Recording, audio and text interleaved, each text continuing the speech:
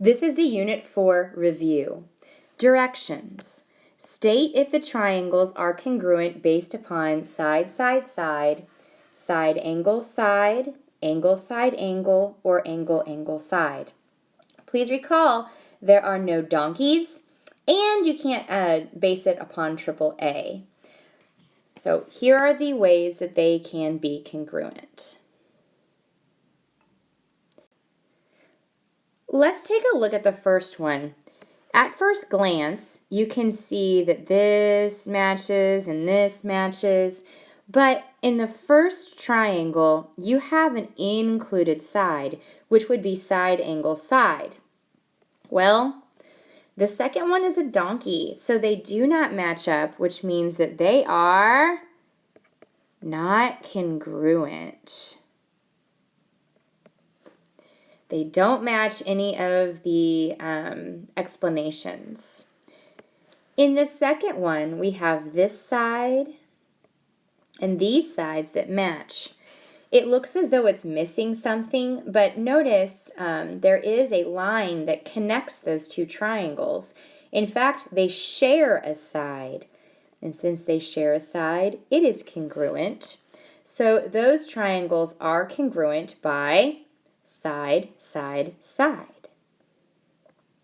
Now, please don't memorize these answers. They might not be your answers for tomorrow. In fact, please don't memorize any of these answers because the questions will certainly be different. The same content will be on your test, though. And remember, you can always pause this video or rewind or totally rewatch it if necessary. Here we are at the next part. It says graph and label each figure under its given reflection. Let's take a moment to think about what reflections are. For the first question, it looks as though we are going to be reflecting it over the y-axis. Recall, this is your x-axis. The vertical line is your y. The whole idea with reflections is that every single point in your figure is going to be the same distance from your line of reflection as the reflection itself. So all you gotta do is count. G is only one away from the line of reflection. So that's where G prime is going to go. F is 7 away from your line of reflection. So it will be 7 away on your reflection itself. Let me make sure that's labeled nicely. And finally, H is 5 away, so it's going to be 5 away on your reflection. Let's graph that, and of course we have labeled it. Remember that reflections are flips, so that is flipped over the y-axis. Oh, a picture is not enough. You need to make sure that you have your points also labeled. Recall, if you are still having trouble with graphing your points, when you graph your points, it's always x, y. X is to the left or to the right. Y is up or down. Notice on number 4, I made a little bit of an edit. I made sure that we are going to be reflecting it over the x-axis. This is your x-axis. Same idea applies. You are counting to see how far away your point is from the line of reflection, which is your x-axis at this point. Okay, that's 1 away, so make sure that that looks like it is 1 away as well. Your T is 6 away. So your T prime is also 6 away. I would assume since this is a trapezoid, your S prime is also 6 away. Connect it. It looks all nice and flipped over the x-axis. But we're not done yet. You need to have your points. Over 4 up 1. Over 6 up 1. Over 8 up 6. Over 2 up 6. Now, you're taking my word for it on the video. Please make sure you understand how to do this for your test. Next up, looks like we have translations. Here is a quick review over translations.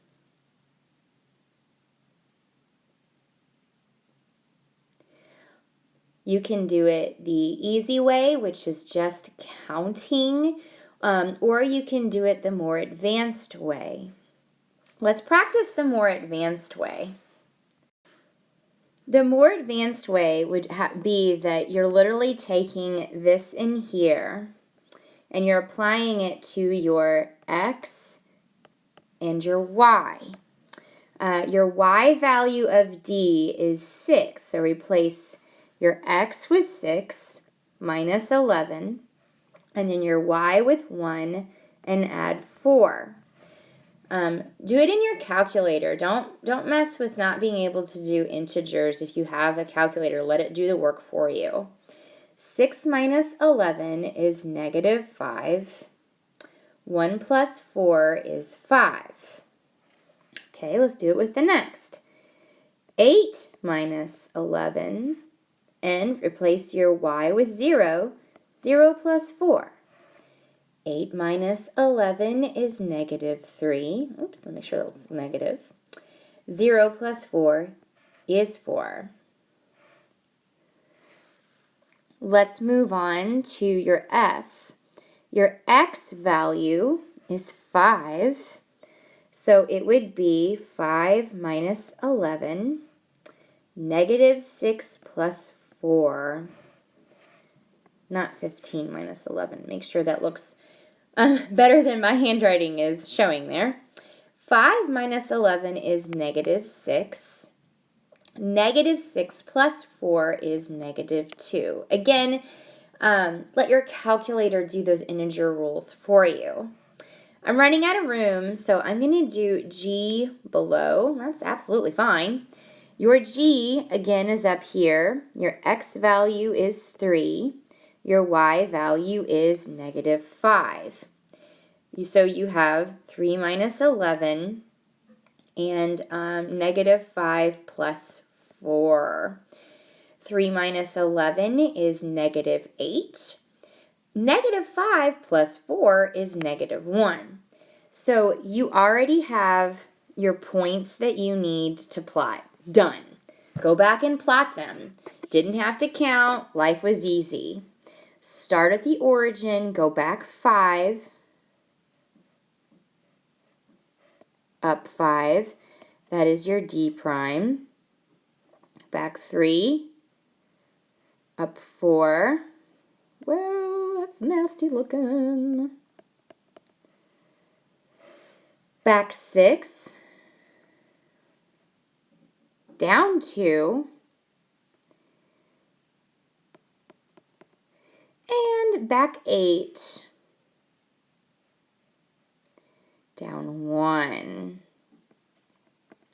Now those are for the folks that want to start with your numbers first. You don't have to do that. If that is not your bag, remember the rules here. Back up here. If you have an x value and you are subtracting, that means you're going to the left. So let's deal with D. We are going to the left 11.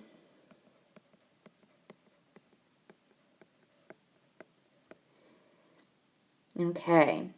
And then for your y value, since you are adding to your y value, that means you're going up 4. So we did it right. I am not going to count it wrong. I just, either way will work.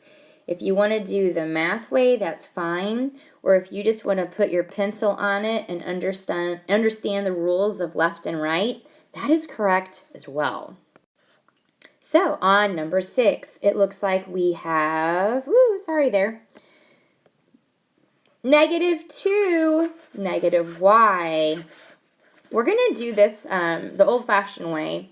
I'm going to start with J. If I'm going -2, which direction am I headed? I am headed left.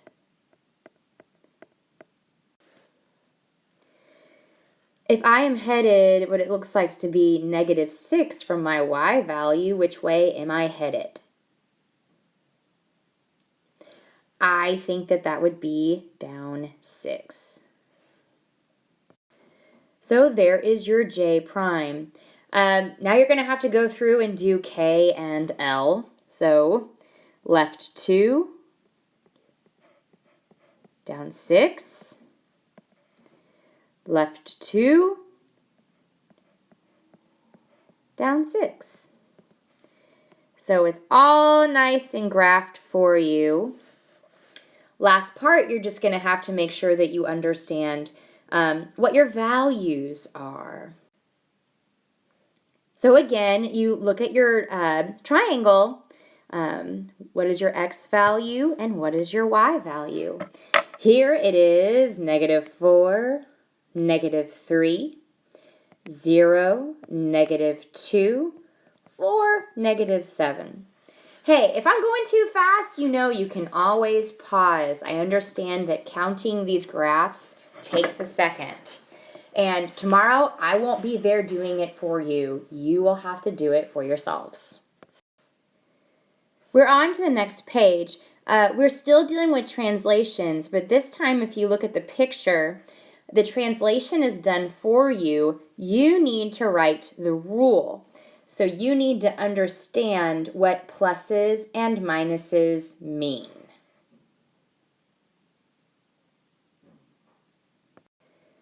I tried on your study guide to make it pretty clear with my little prime dashes there. What is your new figure?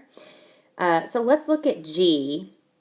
Here is your original G because it doesn't have the little prime notation there. If you are going to get from G to G prime, it looks like you're doing this and then that. So I know you moved 3 and I know you moved 1. So if you moved 3 in that direction, did you have to add or did you subtract? Yep, you added. And if you moved downward, you also had to subtract. Next one, same idea. Your translated figure is in blue with the nice little markings. I'm going to start on the original T. I had to do that and then that. So what kind of markings do I make for a direction of 7 and then 5? I went to the right, and right means add. I went up. Up means add as well. Okay, so now we're done with translations. Word. So let's move on to everyone's favorite, rotations. Again, there's nothing simple about it. You can't just eyeball it. You have to know the rules. So, here are your rules. On number 9, we are going to begin with a 90-degree rotation. And it's kind of understood that we're moving counterclockwise. That means we're going the opposite way that a clock would go. So what are your rules for a 90-degree rotation?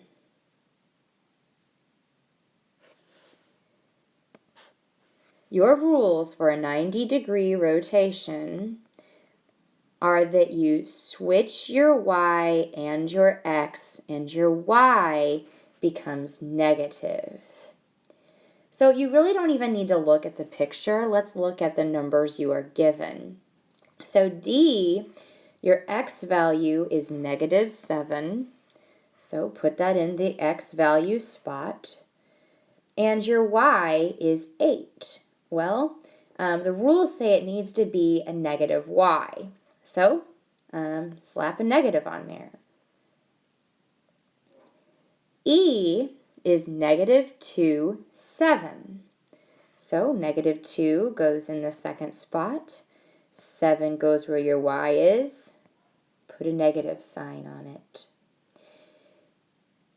F is -1, 2. So put your -1 where x now goes. Keep it negative because you can. And then for the 2, the 2 is going to go right here and slap a negative sign on it because it needs to be, and you don't have a negative to cancel out. Finally, G, -6 goes where your x needs to be, 3 goes where the y needs to be, slap a negative sign on it. So you have the numbers, now you just need to rotate them. And recognize your rotation will be in here because you're only, if it had a dial on it, you're only making it one click. So -8, down 7, -7, down 2, back 2, down 1, back 3, down 6. Ta-da! And I know inevitably someone's going to ask, hey, are all of these graphs 8 by 8 or whatever? No, they are not, because of course you have dilations that are coming, so you're just going to have to use your counting skills. As you've noticed, a lot of them are the 8 by 8 though, which you're used to. Here is your second rotation. Your second rotation is your 270 degrees. So think about what is the rule for that, which you will have to have memorized. Your rule is, again, you're going to switch your y and your x, but this time your x is going to be negative. So let's start with P prime. Here is your P. And you're going to switch your x and your y. And your x is now going to be negative. Q is for 8. Switch your x and your y. Your x is now negative. Finally, R is 8, 1. Switch your x and your y. Your x is now negative. And since it is 270 degrees, this would be your 90s, this would be your 180s, this would be your 270. So over 3 down 1 is P prime. Over 8 down 4 over 1 down 8.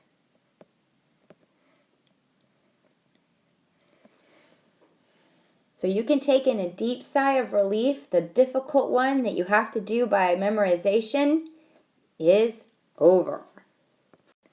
Last thing that we have left is your dilation.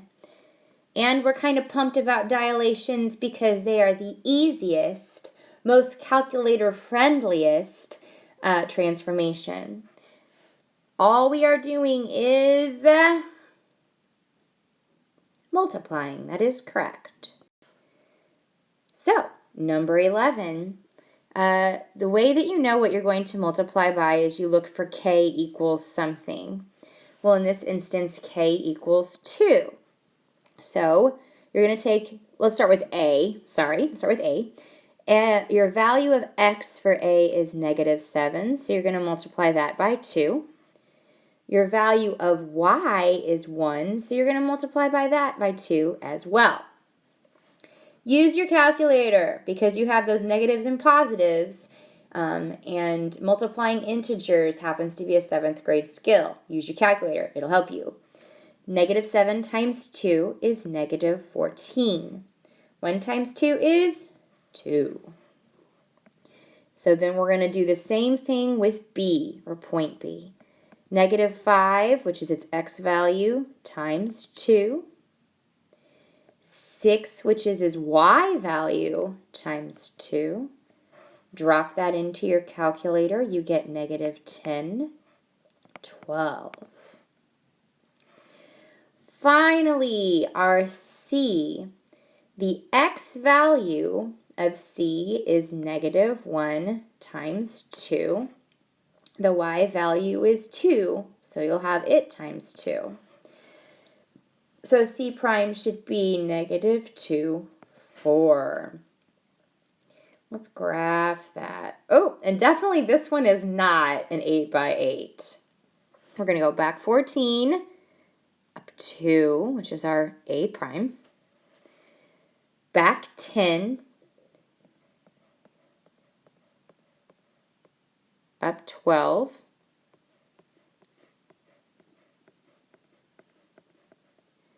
Right in there.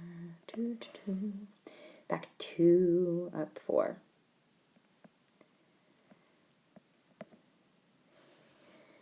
So essentially what we have done is we have doubled the size of your triangle.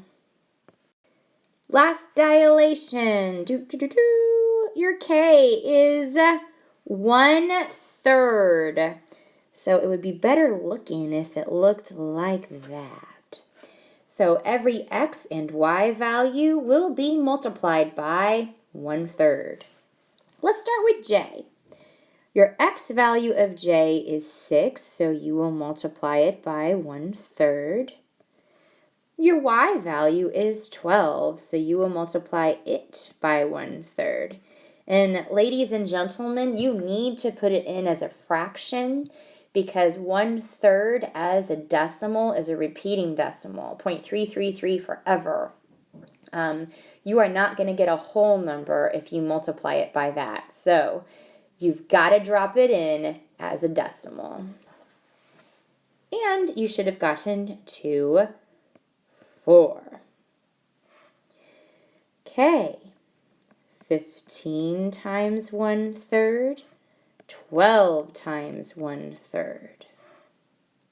A third of 15 is 5. A third of 12 is 4. Ooh, I'm really running out of room.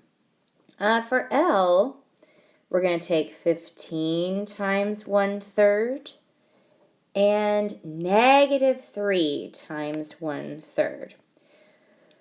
Well, you've already done 15 times 1/3 twice. That does not change. It is still 5.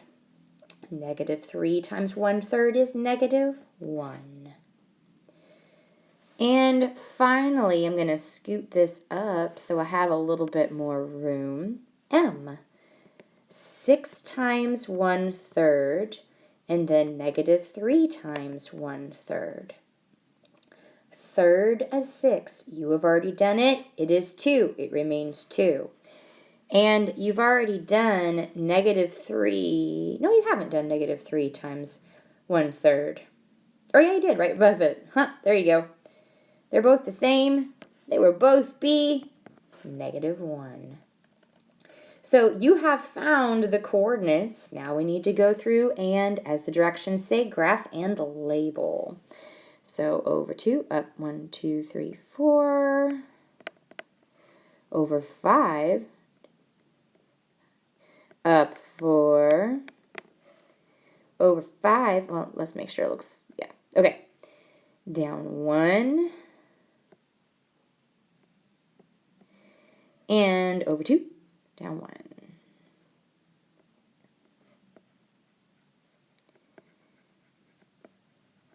And let's get that little last label in there. Okay, so tomorrow, please understand that you are going to have to not only graph it, but give me the coordinates on every single one of these questions. It's not one or the other, it is both. Please review this evening. Watch this video if you need to again. And certainly go over those rotational rules because they will not be given to you. Good luck!